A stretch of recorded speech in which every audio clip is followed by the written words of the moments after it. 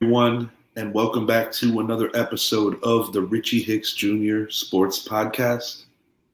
We are doing our Week 5 NFL preview.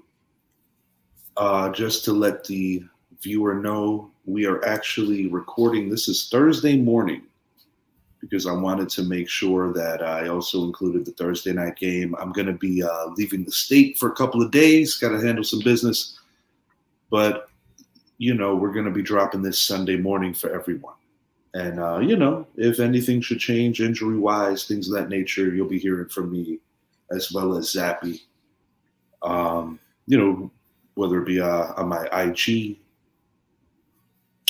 Don't worry, we're going to keep you in the loop. Mike, how you doing, buddy? Good to see you. Hey, dude, I'm doing really well, Football's here tonight. It's finally, let's go. Week 5. What can I say? Yeah, it's going to be a big week.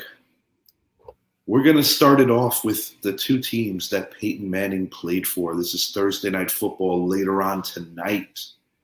The Indianapolis Colts and the Denver Broncos. In my opinion, two teams that are desperately searching for an identity. Zappy, how do you feel about this game here? I think it's going to be a rather interesting and very competitive one. I think it's going to be an interesting game, but if you ask me between the Broncos and the Colts, who I feel better about right now, I would say the Broncos just simply because the Colts have really underachieved this year. The Broncos was a team we thought were going to finish 4th in the division. Right now, they're not there. That belongs to the Raiders. And the Colts was a team that we both had playing in the AFC Championship game. Yes, we did. The definition of underachieving. And then when we look at the Colts going into this Thursday night, no Jonathan Taylor, no Shaquille Leonard, Matt Ryan, I don't know where he's at. Frank Wright is on the hot seat. Yes, he is, because of the disappointment. Yes, indeed. And then we flip it over to the Broncos. They lost Javonte Williams for the season to a very bad knee injury. It was not just his ACL, but it's actually a lot worse than they thought it was. Yeah, very sad young guy. It is. And, it now goes over to Melvin Gordon, who has been the man before, but he is no longer the man he once was when he was playing for the San Diego Chargers. You enter Mike Boone, and they did go sign Latavius Murray off the Saints practice squad, but they still have their receiving core there.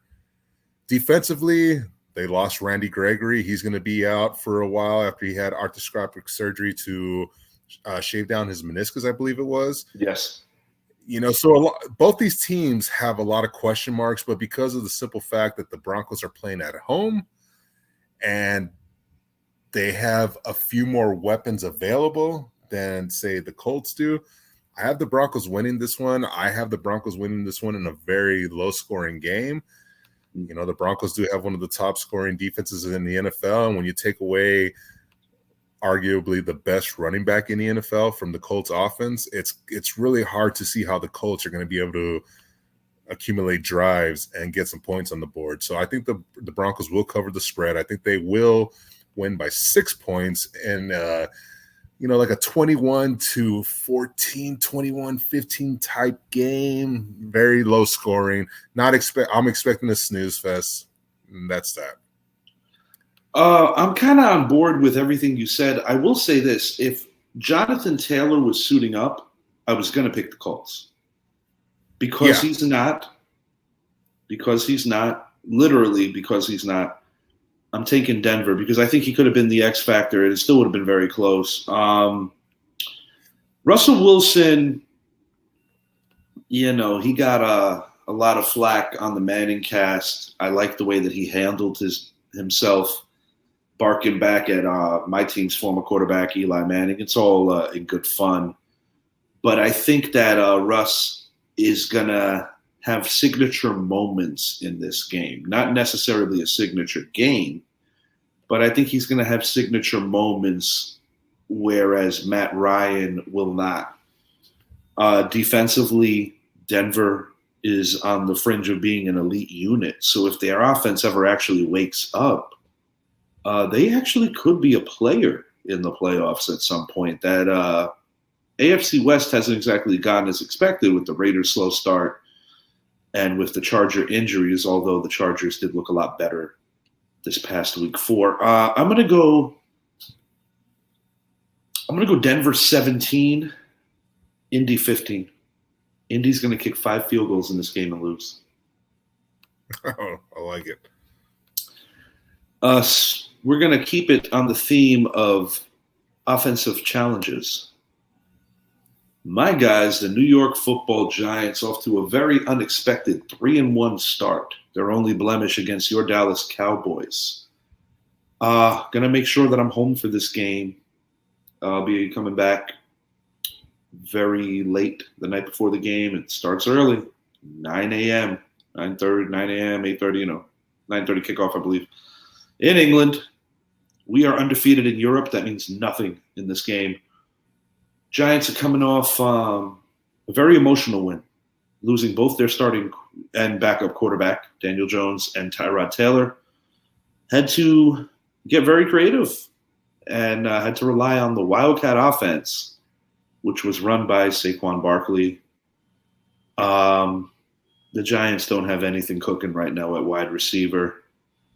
And while I do believe that our defense, even though we're playing the great Aaron Rodgers, can keep us in the game, we have issues on that side of the ball too. I'm looking for a narrative. I'm looking for a storyline. What do I find? Jalen Smith was dropped like a bad habit by the Green Bay Packers on a very short-term 1 or 2 week experiment. Jalen played well on Sunday. I love having him in blue. I'm a big Irish fan. As you know, he was a great Cowboy for a while. I think he fits Wink Martindale's system, and he's going to play a lot more snaps. He did the 50%. He's going to play probably closer to 70% of the snaps. I believe we might be starting Davis Webb. It is not a guarantee that Daniel Jones starts, but I do think Daniel Jones dresses. I think Tyrod Taylor is the odd man out this week, being that he's in concussion protocol and being that there is a lot of heat from the obvious Tua situation, which is not going anywhere. I feel the Giants are going to stick around. Green Bay is coming off of, I would say, getting outplayed against your boy Bailey Zappy and a motivated Patriot team last week. A motivated Patriot team that got away with a touchdown on double zeros, but it happens. All I'm going to say is the Giants are looking for answers at wide receiver. And without Daniel Jones being on the field and being able to have the element of a guy that could just take off at will, it's going to be hard to beat a quality Packer team, a team that I believe is going to win the NFC. I'm going Green Bay 26. They're going to be the first team to score more than 20 against the G-Men. I'm going to go Green Bay 26, Giants 17. I think the Giants are going to hang around, but unfortunately, I do believe that some of the injuries on both in the secondary and the injuries at quarterback are going to hurt them. I think Saquon's still going to have a quality game. And should the Giants lose by less than my margin of victory for the Packers, I think it's something to take home and get ready for the Baltimore Ravens. I don't think that this is a death sentence or something to feel too bad about if the Packers crack us. I think it's a motivational tool if the Giants hang around and lose without, a complete roster, so to speak, a healthy roster. Wink's got them playing very well. He makes adjustments on the fly. I like the passion and I like the coaching right now. I think our coaching is superb given our ineptitude on offense with the receiving issues. Daniel Jones is playing the best football of his career. That's why it's unfortunate that he got injured, but got the Giants losing by 9, but hanging around. So I do have to correct you. This would be the second game they allow over 20, as they did allow 23 to Dallas. Okay. Balls. Anyways, when you look at the Packers defensively, especially, or any NFL team, you need that get well game. And not to say that the Packers defense has been bad, but it has not been playing to the expectations that many of us have expected. And then you look at the Giants offense, it's in shambles right now with I guarantee there's not many Giants fans that can name the receiving core that the Giants are putting out there right now. It's pretty remarkable. Yeah, you make a solid point. You make a solid point. And so then you think back to when Dallas went to New York a couple of weeks ago. They put up 175 yards rushing on that defense. And now you insert Aaron Jones and A.J. Dillon. And this is the perfect game for the Packers to get back on track. Not that they're off track. They're still winning. Mm-hmm. But defensively, your defense needs that game to give you that spark. And this is one of those games for the Packers. They're going to rely heavily on the run. We're going to see Aaron Jones, I believe, have himself a good game, rush for over 120 and a touchdown. I believe A.J. Dillon will rush for over 55 yards, possibly a touchdown himself. But I see the Packers defense playing a major factor in this game. And right now with the Giants, it's, I told you, this is where I believe the Giants and Giants fans are about to experience that downward slope of some football where it's kind of like, wow, all right, here we are. And it happens, So I've got the Packers winning this one. I've got them winning this one pretty handily, 27-10. I did live in Europe, and I can say that there are a lot of Packer faithful out there. There's also a lot of Giants fans, but right now the Packers, in my opinion, need this more than the Giants, simply because they are in a competition with the Vikings, where the Giants, for me, I've been saying it's not about this year for the Giants. It's about years forward, and it's a reality check. And they could be in it. I think Saquon will be a major reason why they could stay in it, but I just don't think he is enough to keep them in it. And that's why I have them losing by a pretty wide margin. And as I said, if they keep it close, it's a moral victory, because I'll be very frank with you. And it's not because Daniel Jones is playing out of his mind. It's because he's got some serious confidence, and that's why it was so unfortunate he rolled his ankle. With Tyrod, or even Jones for that matter, on a neutral field, I believe the Giants may have had a chance for the upset, but I don't feel that great about Davis Webb. And not because he's not capable. He had a great preseason. I just think this Green Bay defense, they're catching him on the wrong week, especially, to your point, not playing up to their potential against the Patriot team that probably should have stole that game, but they didn't. We're going to talk about another underachieving team here in the Pittsburgh Steelers. They recently made a quarterback change. The Trubisky experiment appears to be over. Pickett is the dude now, and they're going to be making the trip to upstate New York to play a Buffalo Bills team that looked dead for half of the Raven game. Dealing with some injuries during that game as well, but they showed a lot of resolve, came back from behind, and kind of reiterating why you and I both believe that they are the best team in the AFC. Not much to see here. Pittsburgh defeated them last year. I do not see that happening 2 years in a row. Actually, no, I'm speaking out of turn. They did not defeat them last year. I had a minimal brain fart. I was thinking about a week one matchup against the Raiders last year. Never mind, I said that. The Raiders beat the Steelers, actually. I like the Bills to run away with this early. I think their defense is going to put Pittsburgh in some pretty precarious positions early. I think Von Miller is going to ball out. And, Buffalo is gradually getting back to health in that defensive backfield, and that's going to be big. I think Jordan Poyer is going to ball out. And on offense, regardless of who Josh Allen has, McKenzie's probably going to miss this game. They're having some issues with the slot position, but they are so damn talented, and Josh Allen just makes everybody around him better. I don't believe it'll be like the blow-up fantasy game, but I still like Buffalo winning rather easy. I'm going to go 34-13 Bills. So you were right. Pittsburgh did beat Buffalo last year, week 1. Wow, I watched some. Wow, that was week 1. That was Yeah. week 1. Yeah. And I remember Okay. where I was watching that game at, everything. So I didn't want to interrupt you. That's where I got screwed up. Week 2, Pittsburgh lost to the Raiders at home. So that's why I was a little foggy on that. Okay, fair enough. Now, when I look at Pittsburgh, I was a week off. I thought last week would have been the introduction of Kenny Pickett to that offense. And it ended up being a week later. But while he played okay, I mean, the guy had 3 turnovers. Mm-hmm. And now enter that Buffalo defense in Buffalo. And while a lot of people are like, yeah, they won, Baltimore kind of handed them that game. We can look at John Harbaugh. Why did he not kick the field goal?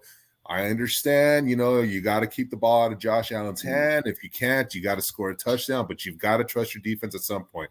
We're not talking about the Ravens, but the Bills got away with 3 points is better than no points. Exactly. That game could have went to overtime. That game probably could have went to overtime because people are like, oh, they couldn't stop Josh Allen in the second half and da-da-da. I understand that. But they could have made adjustments.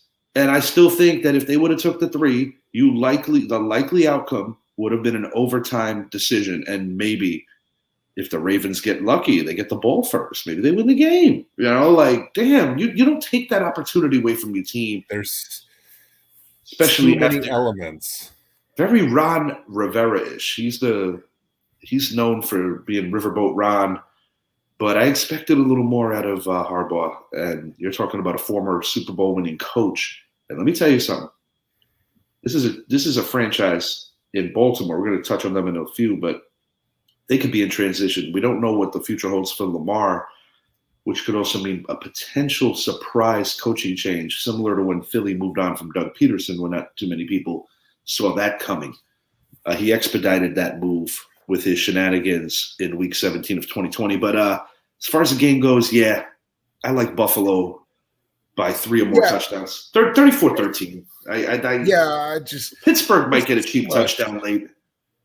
Yeah, I just don't think Kenny Pickett's coming into the wrong situation. Yeah, you're not kidding. I guess and Minka Fitzpatrick is hurt. They don't have TJ Watt back.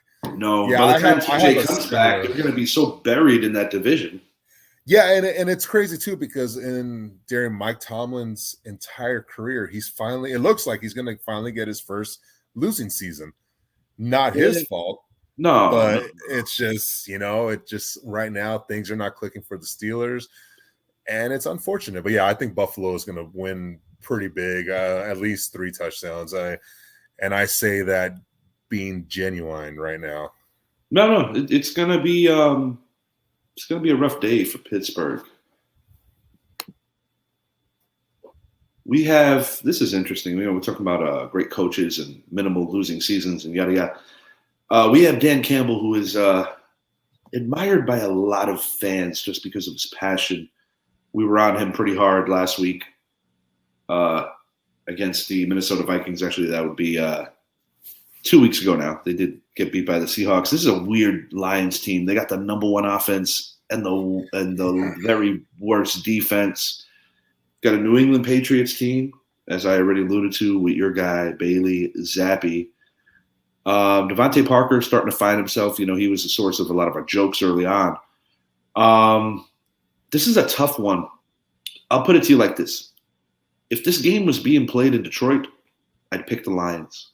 But because of the fact that it's in Gillette, and even though it could be suspect to think that the Patriots could have another similar game, this is my thing. They went toe-to-toe with the Packers. Should have won the game. They didn't. They're not going to get that resistance on defense where I think that Belichick and co are going to trust Zappy a little more to make some plays here. I do think the Lions will put some points on the board. I just think this is the coming out party, if not just for 1 week, for the New England Patriots. I think it's going to be a high-scoring game, actually. I'm going to go Patriots 30, Lions 27, Nick Folk, walk-off field goal.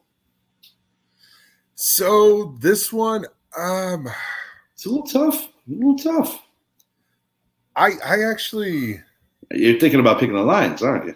I'm not thinking about picking the Lions. I am picking the Lions. They get DeAndre Swift back. They get Amon-Ra St. Brown back. And, this is a team that's already, like you said, the number one offense. And I understand they're going against Belichick and that defensive-minded genius head of his. This is the man who held Jared Goff to 3 points on the grand stage. And that was in a much better offense.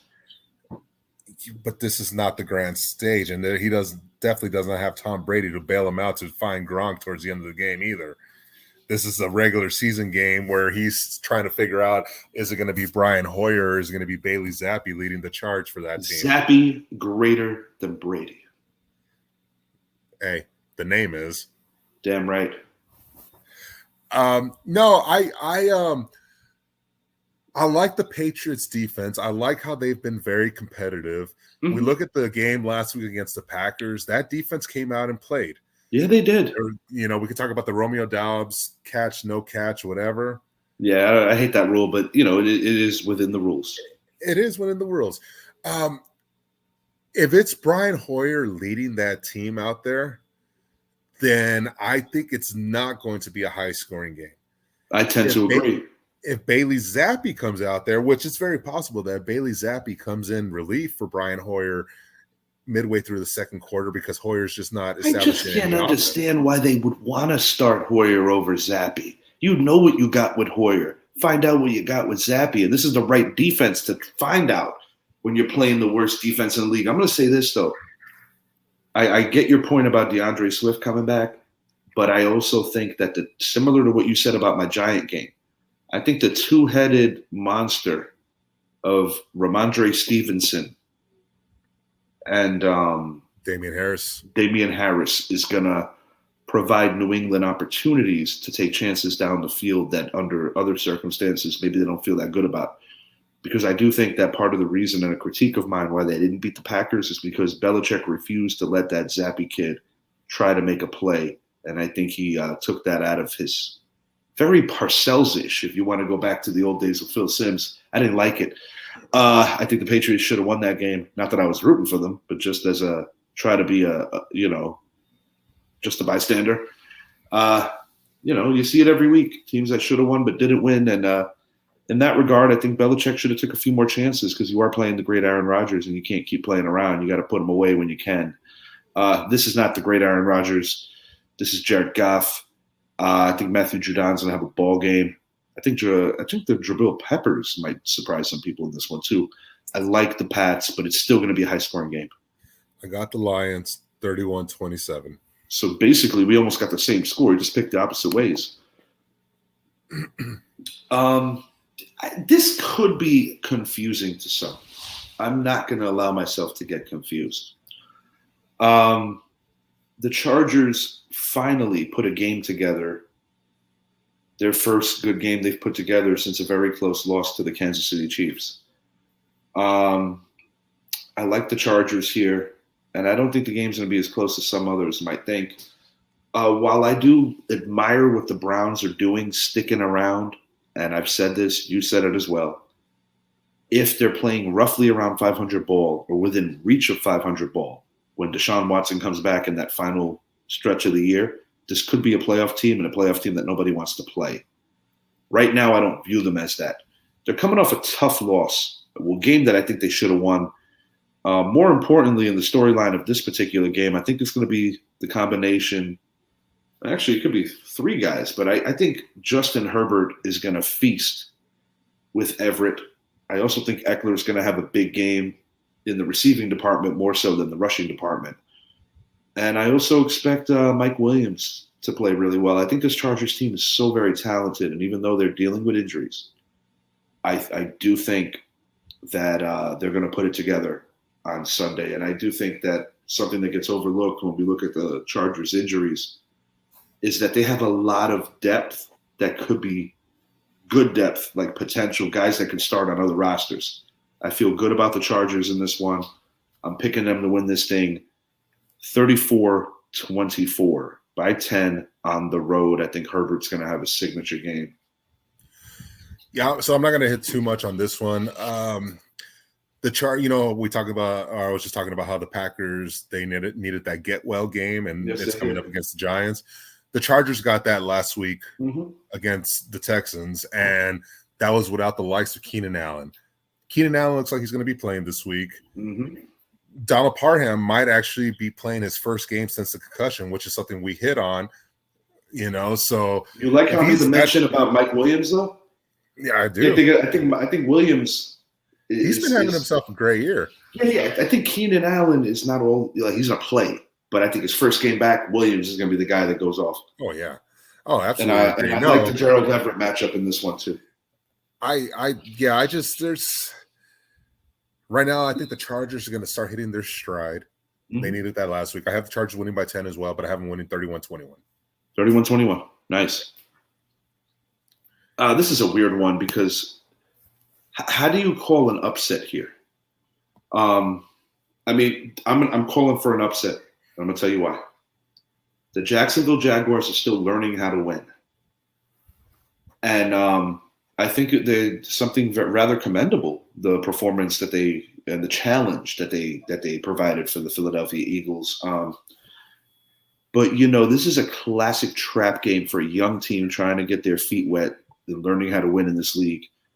Coming off an emotional loss to the Eagles, a game that I think most of us think they should have won. They're supposed to win this game because they have a little more on offense and they have potentially a little more on defense, and they have the better quarterback. They're supposed to. I think the Texans are going to punch them in the mouth. I think this is going to be close, but I think the Texans are going to pull off a road upset here. I'm going to go Houston 23, Jacksonville 22. I like Houston in this one. I really like what I'm seeing out of Dameon Pierce. I think he's going to be the best running back in this game. And I still think that Trevor Lawrence is susceptible to throwing the bad picks, and I think you might see a couple more. I don't think they have that rapport of, we're in Duval, we're home. They don't have that yet going on. And I almost want them to win this game because we play them in a couple of weeks, and we might be the get right week when they get right. It's a week-to-week league. I like the Texans for the upset. So I'm going the other way. I've got the Jaguars winning this game. I think, I don't think the Eagles won that game last week. I think the Jaguars lost it. A lot of it had to do with Trevor Lawrence's 4 fumbles and 1 interception. Indeed. I like the Jaguars defense a lot. I love Devin Lloyd. I think Devin Lloyd has been a great rookie linebacker for that defense, and I think he's someone that can easily follow Dameon Pierce wherever he goes. He's a linebacker I wish the Giants would have drafted out. He's the one that I wanted the Cowboys to draft too. So the Giants had their chances. Let me shut up. All right.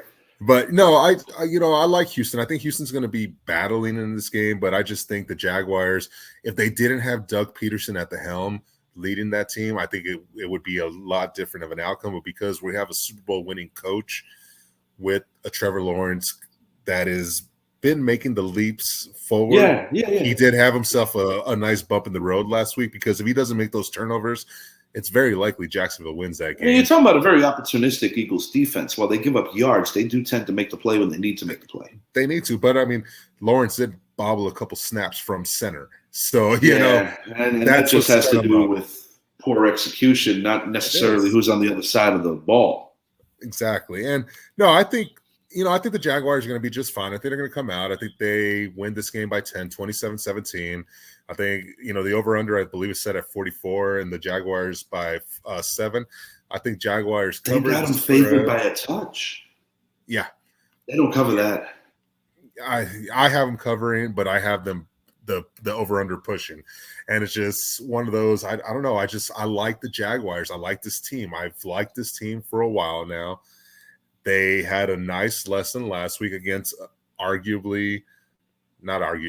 against a much better team, and they gave them a fight. Mental errors. I cannot see them making those same mental errors 2 weeks in a row. Right, fair enough. A couple of weeks ago, maybe a month ago, I would say that this game is going to be a beatdown of mass proportions. But what I'm gradually and slowly learning about this Atlanta Falcons team is that they got some guts on them. They're, I don't think they're going to be as piss poor at the end of this year as I would probably project it going in. This is a team that's coming off of a couple of decent wins after the slow start of 0-2. They're now squared up at 2-2. Road win in Seattle, doesn't matter what year it is. You win in Seattle, that's a quality win. That's a tough place to play. And winning at home against the Cleveland Browns most recently. So I'm going to say that Tampa's the better team, and Tampa will win. But similar to what we saw last week with Green Bay and New England, I could see something similar happening over here. I'm going to go Tampa 27, Atlanta 23. I think Atlanta's going to keep this game a lot closer than people expect. But in the end, the Falcons will do Falcon-like things, which is blow fourth quarter leads. And I think Tom Brady and co. will do enough to at least make the Tampa faithful feel good for 1 week. I'm in the territory of being very close to calling this Tampa team a pretender. I might be overreacting on that, but that's how I feel right now. This is another one of those get well games. Tampa Bay, well, they did lose to the Chiefs at home last week. Mm-hmm. A lot of teams lose to the Chiefs at home. But like I said before, I believe the way that game started set the pace for the rest of the game. If that fumble never happens on the opening kickoff, I believe Tampa drives it down the field. They take the lead, and it's a Tampa Bay style game. A different complexion because people, it gets overstated, but that beginning sets a tone for so much more. It really does. And when you look at Tampa, there's two things I look at. One, they still had themselves a damn good game, if you really look at it statistically, against a pretty good Chiefs defense. Granted, they were playing from behind, so I kind of got mixed feelings on that. I think I called it on the previous show with the Olsons and with Idris. I think I called it a fake shootout. Yeah, it was definitely a fake shootout. But you cannot take anything away from Brady and those receivers, and they're getting healthy. Yeah, gradually getting healthy. I got to mention this. Get right indeed. You know who's going to score the go-ahead put-away touchdown on this thing? Because it is going to be close. Because I think Tampa might come out flat and then wake up when they need to. Julio Jones. This is his first game against the team that drafted him. Oh, that'd be interesting. Yeah, it's something that we get that just gets forgotten. And, Julio Jones, he's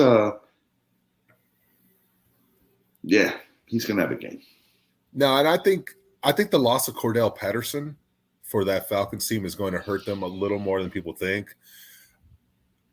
He hasn't had the typical CPAT year what we expected off of last year.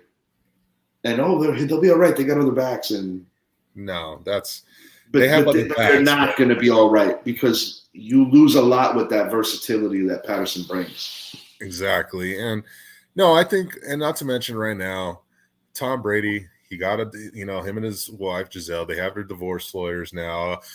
The reason why Brady's getting the divorce is because of he wants to play 7 more years. He wants to play for however long he wants to play. And I think we might see a little bit of an upset Brady. There's always that time throughout Brady's career where he just gets pissed off. He snaps. And it's usually around week 8. It's a little early this year. And I just feel it's coming. I have the Buccaneers winning. I have them winning pretty handily right now. I think they're going to win this game by 14 points, 31-17, running away. I think their defense is going to lead the way. I think they're going to do just fine running the ball with Fournette, and I think Brady's going to have himself a good game. I just can't if Patterson plays, I think they have a different game, but no, it's just, for me, this one, I think Buccaneers. And before we continue, I have to add, too, that one thing we have to remember is preseason is officially over.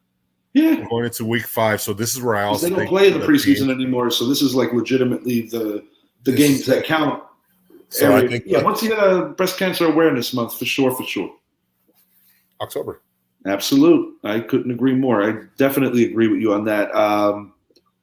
What did you say your final was on this thing? 31-17. 31-17? Buccaneers. Yeah, I think it'll be closer, but we both agree the Bucks are going to pull this one off. And I spelled the Bucks wrong, man. Look at that. They're bad, terrible, terrible. That's two N's, right? No, you spelled it right. Did I really? Yeah. Why does it look wrong? It doesn't matter. They're going to win. We got the Dolphins at the Jets. Teddy Bridgewater, in my opinion, if he would have played the Thursday night game against Cincinnati from the start, we all know about Tua in that situation. I think the Dolphins would have won that game. I really do, as opposed to coming in relief. The Jets, this might sound funny. If this game was played in Miami, I think the Jets would have a better chance. The Jets are terrible at home. They're terrible at home. But they are undefeated on the road. I know it's a short sample size. And, a team like the Jets that's just trying to figure it out right now and get some kind of continuity. Zach Wilson played well enough to win last week, But even without Tua, the Dolphins have too many weapons. And I really believe that the Dolphins are going to exploit some of the Jets' weaknesses. The one thing that the Jets, and this is a good matchup that I want to see, is the combination of Tyreek Hill and Jalen Waddle against Sauce Gardner. I think that's going to be a pretty good matchup. And I think the battles are going to be about a 50-50 distribution on who wins. But ultimately, Dolphins are a better team.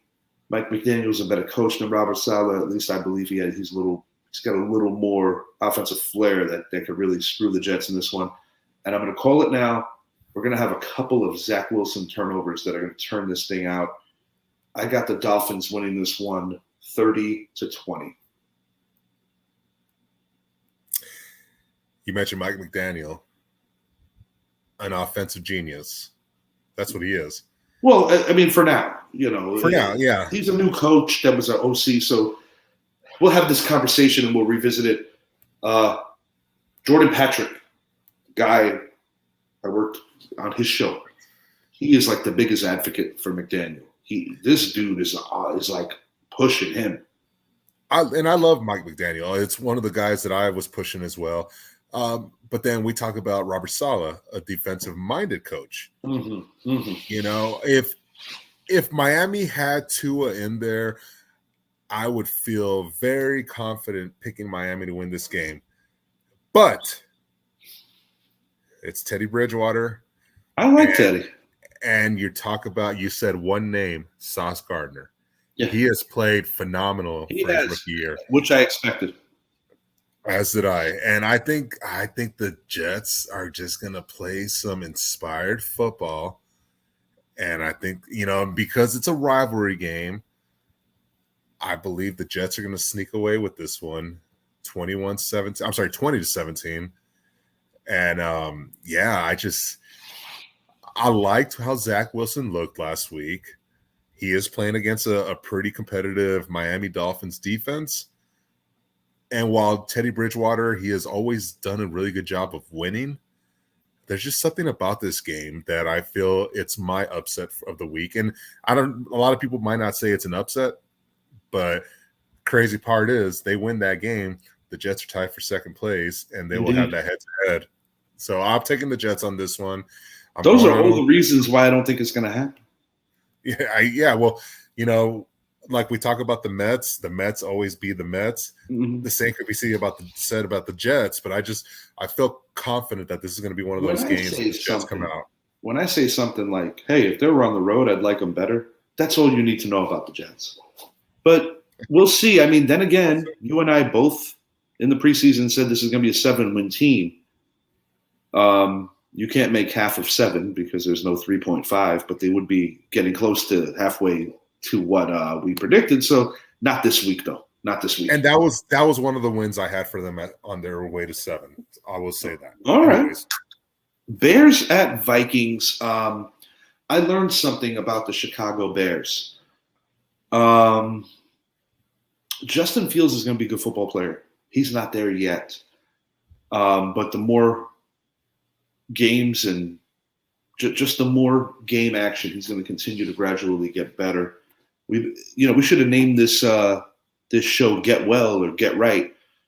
because I don't think the Vikings played their brand of football in England, and they were fortunate to walk out of there with a victory. I think they had moments where they asserted themselves. That game should have not come down to praying that Will Lutz didn't kick 2 consecutive field goals for a combined 121 yards. The Bears' offense super limited, and against my New York Giants, they were super limited, and that's a defense that's not quite all the way there yet. Playing well coached, not there personnel-wise. The Vikings have more to offer than my Giants do. I think Fields is in for a rough one. I think this is a get-right game for the Vikings, and most importantly, I believe that the Vikings can really, really run the ball in this game, and I think that's going to be the difference. I got Kirk Cousins throwing 2 TDs in this one to Thielen, 1 to Jefferson. And I think the rushing attack for the Vikings is going to go off and close in close to 200 total yards on the ground. This is not going to be that difficult. This is going to be one of their better signature wins. I'm going 27. We'll go 27-17 Vikings, and I don't think it's going to be as close as even that. You pushed on the over/under for that game. It's 44, so that's crazy. Yeah, you like that? Short and sweet on this one. Get well game. I believe the Vikings are going to come out firing. I think Justin Jefferson is going to have himself a very big game. I think Dalvin Cook's going to have himself a good game on the ground. I have the Vikings coming out on top 31-13 in this game, and I just don't think the Bears right now, they're too far away. You talk about Justin Fields. I'm not a fan of him, but he does need more talent around him, and obviously not having Montgomery there doesn't help him.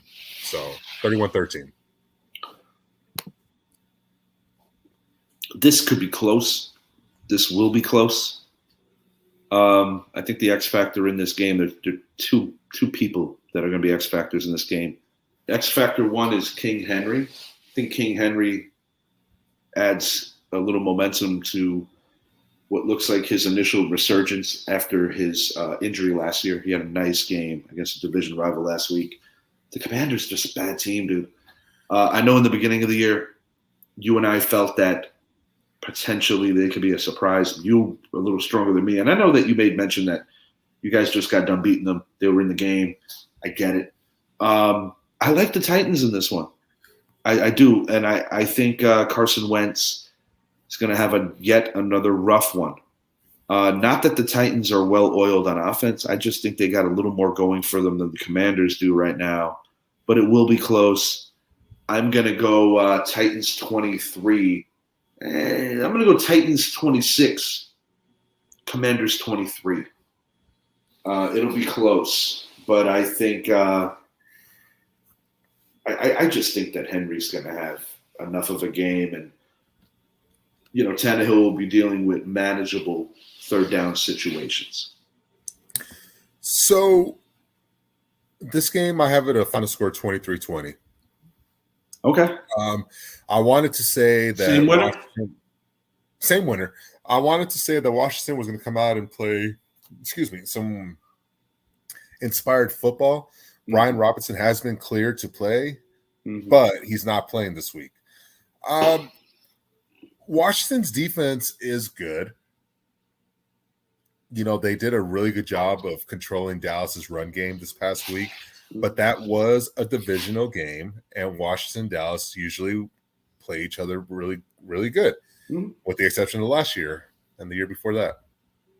But the year before that, they owned us. I just right now Washington, they seem like a sinking ship. Carson Wentz, his line has not been giving him time. Tennessee's got a good rush defense. And a pass rush. So, I think Tennessee pulls it off 23-20. Again, agreeing with you. X factor being Derrick Henry. I think he actually has himself a good game.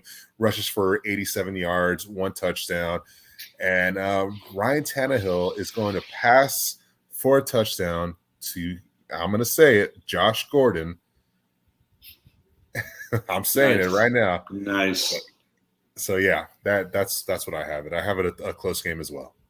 A team that Josh Gordon should have just been with his whole career, because it just makes sense. Talking about the Seahawks.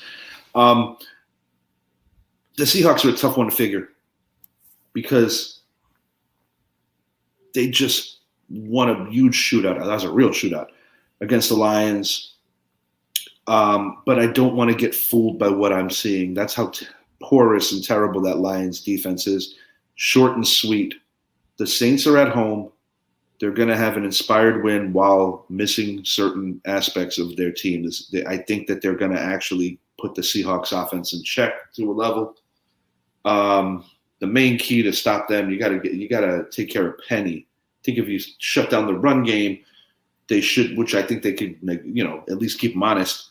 Force Gino to beat you with his arm. I know Gino right now off to a very good start, but I think a lot of it is misleading. I got the Saints winning this one. I'm going to go 24-20. I think the Seahawks will hang around. I think the Saints will win the game. And I think they'll win the turnover battle. That's ultimately how I think this thing plays out. I think they're going to get some heat on Gino. I think it's going to be just not the most comfortable game. If the Seahawks win this week, I'm going to have to start changing my tune on them. But as of right now, no. Yeah, I haven't bought into the Seattle. No, I haven't yet, not yet, because I look at who they've beaten. They beat Denver at home in one of the most emotional games for that city. For sure. Playing Russell Wilson. And then they beat Detroit, the worst defense in the NFL. They lost to San Francisco. They lost to Atlanta. I'm not sold on Geno Smith. Everyone, Geno Smith is above. No, get out of here with that. He played Detroit's defense. Yeah, seriously. No, I think the reason why the Saints win this game alone is because of their defense. Offensively, they still have question marks, but we could say one of the bright spots for that team has been Chris Olave. I believe he's coming along very nicely. And, is Jameis Winston going to play, or is it Andy Dalton? Whatever the case is, they're playing at home. It's going to be Dalton, and I still think they're going to win. Yeah, and I do too. I have them winning 27-20, but a lot of that's going to be because of their defense. Mm-hmm. And we're on the same boat the way we're looking at this one. This game doesn't even deserve for me to talk about. If it was 1995, this game would be lit. It's not 1995. I'm going to make two comments, and that's going to be the end of my comments. 31 49ers, 13 Panthers. Matt Rule fired on Tuesday. That's all I got. I thought he was going to be fired this week. I thought this last week would have been his last game coaching. This is it for him this week. You would think so, because because it's at home and they're gonna get just massacred. It's gonna be bad. I don't necessarily think it's gonna be a massacre. Oh, I do. I think it's gonna be because Baker Mayfield is so bad right now, and that 49er defense is gonna mess him up.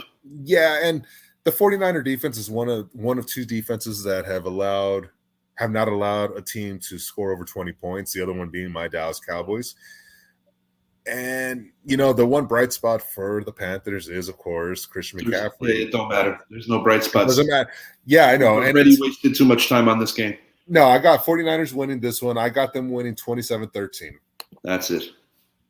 This is much better to talk about. Just want to give you a heads up, Zappy. We're coming up a little under the 12-minute mark, so we're going to pick up the pace a little here. This one could potentially be a real shootout.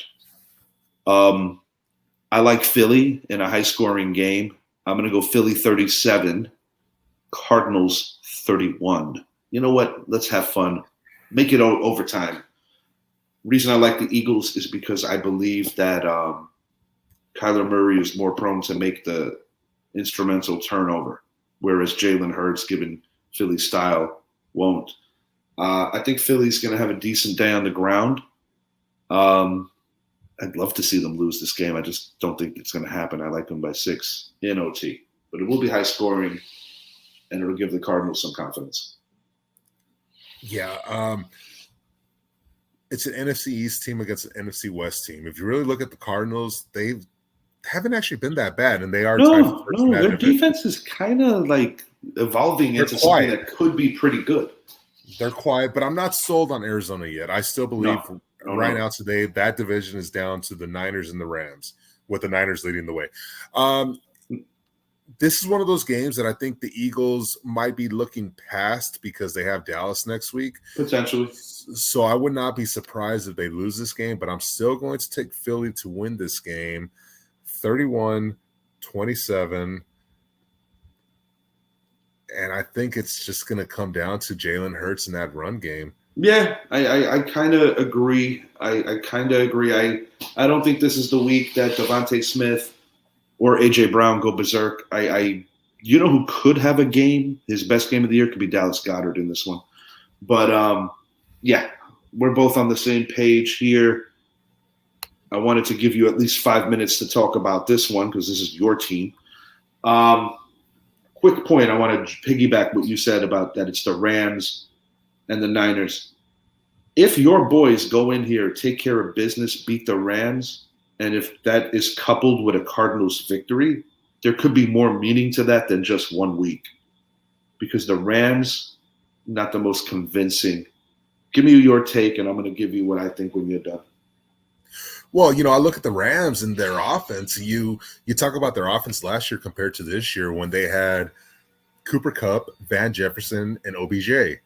Now, fast forward to this year, it's Cooper Kupp, Cooper Kupp again. Cooper Kupp. Allen Robinson, who is he?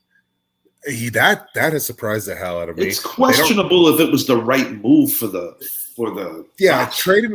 trading away Robert Woods for what was it, a 6th-round pick to Tennessee in order to go sign Allen Robinson, as of today has proved to be a complete failure. It's not working. And I was not a fan of it because Allen.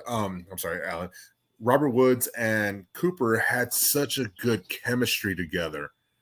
They worked well together. They knew, all right, you're going to go this way, I'm going to go that way. They were Jackie Chan and Chris Tucker. It's important. It's important to have that rapport with your 1 and your 2. It is. And then I look at the Rams offensive line. They are struggling at stopping teams like Dallas's defense who can get pressure on the quarterback. And now they're facing arguably the best pass rushing defense in the NFL.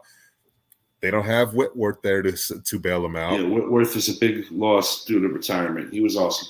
And Dallas, again, the key to success for Dallas is holding you under 20, not making any stupid turnovers. I'm thankful Dak's not playing. I thought if Dak would have played, it was going to be a rush him out there. He would have made a couple of mental errors trying to force the ball. I like what Dallas's offense is doing right now.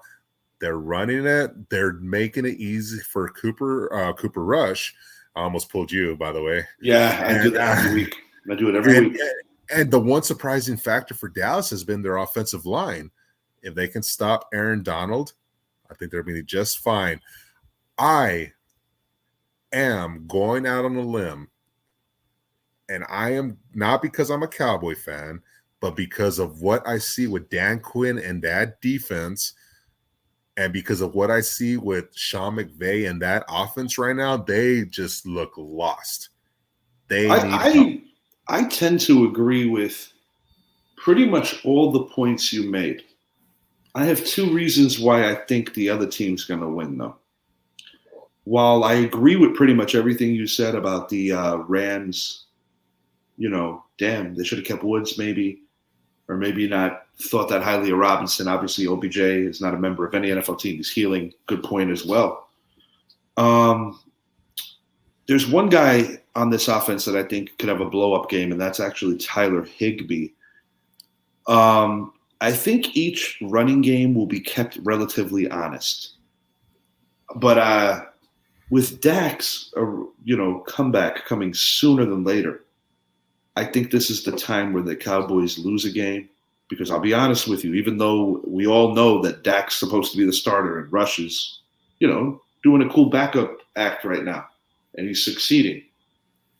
They come in there, no matter how you slice it, and if your boys beat this team, I don't give a damn. They're going to figure out a way to push a weird narrative that this is a quarterback controversy. And then the other problem is, Dak hasn't won a game this year, and this dude hasn't lost one. This is the week where Dallas loses. It's going to be close, though. It's going to be close. 24-23 Rams. I've got Maher If I pronounced it right, missing a potential game-winning field goal. It's going to be close. Yeah, I've got it very similar. Me, the X factor being our defense. Tony Pollard was shut down last week, and I think he's actually going to have himself a big game this week. Jalen Ramsey, he's going to follow CeeDee Lamb everywhere. And yeah. And that's another reason why I think the Rams might pull this thing out. Yeah, you got two studs in Donald and Parsons, respectively. Oh, absolutely. I mean, arguably the number 1 and 2 defensive players of this year. Yeah, you can make arguments for other players. With Watt hurt, that's an easy one to identify. And Nick Bosa might have a say about that. Either way, I want to take the Rams 20-17. I do. But going to LA is not playing a road game, and that's no. I get that too. I do. It's a valid point. I'm taking Dallas in this one, 23-20. I believe Cooper Rush is going to come out and have himself another manageable game, and we're going to see another Cowboy victory, which again is going to tell Kellen Moore, when Dak comes back, stop throwing the ball 45 times a game and just rely on the defense, rely on your offensive line, and go from there. 23-20 Dallas. Bengals at Ravens, Sunday Night Football. Ravens are winless at home, which is kind of a strange stat that I don't think we would just assume would happen in the first month of the year. And both their losses at home happened with collapses. Cincinnati Bengals look like they're starting to find a little bit of traction after their slow start. I like the Bengals. I think the Bengals are going to go in there, extend Baltimore's losing streak at home, and prove that maybe, just maybe, last year wasn't a complete fluke, or at minimum, they are still the best team in this division. I think Joe Burrow is going to take care of business, and I think people are starting to realize that it's not just – and I know that Idris pushes the Wink Martindale button a lot, and yes, there is validity to that with Wink being gone, but more so than that, with the exception of some potential stars like a Kyle Hamilton, I don't think the Ravens defense is that good. And people are just so not used to it not being good that they don't really know how to assess it. Like, they're not used to it. Bengals 34, Ravens 24. And I got Lamar throwing a pick. Don't laugh at me. I got Lamar throwing a pick to Eli Apple. Oh, God. Yeah, oh, God is right. No, I think this is another nail on the coffin of Lamar's exit from that team. I think this, I agree. I believe the Bengals will come in there and win. The Bengals right now, they seem to have found it. They're getting their confidence. The last couple of weeks. They have. And the Ravens have had 2 meltdowns. Big time meltdown. And that usually follows you. That tends to follow you. I'm taking the Bengals as well. I'm taking to win a slightly closer game, 27-23. I think Jamar Chase will have himself a big game finally. But like you just said, I agree. I'm not sold on the Ravens defense. And I'll leave it at that. That's fair. I looked at this game and I said, damn, man, the Raiders need to do something soon. They finally got their first win. Can they pull an upset? This has trap game written all over it. No, they're not winning in Arrowhead. After what I saw Mahomes do, I think it was a reminder that he is still that guy, even without Hill and, with all the other question marks that everybody keeps throwing at him. I think because his ascension happened so early, people forgetting how great he really is. Bottom line here is I do not trust Carr right now, Brett's boy. Devontae Adams is going to score a touchdown in this game. Raiders will keep it close, and Darren Waller might have his best game of the season in this one, but Kelsey's going to have a better game.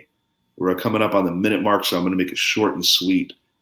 Raiders are losing in this thing. I'm going KC 38, Raiders 24. So I actually have it 41-24 KC. KC has proven me wrong once again. Last week, going into Tampa and doing what they did. They already got that trap game out of the way. Indy caught them sleeping. and they're at home. Yeah, 41-24. I think Mahomes is going to continue doing what Mahomes does. Carr is going to continue to do what I think he's going to do, and that's that. Awesome. Good show, buddy. And quickly, I just want to say this. My personal lock of the week is the 49ers against the Panthers. We're going to elaborate more on these games as they get closer. Until next time, I'm Richie. He's Zappy. Thank you for watching, and have a great NFL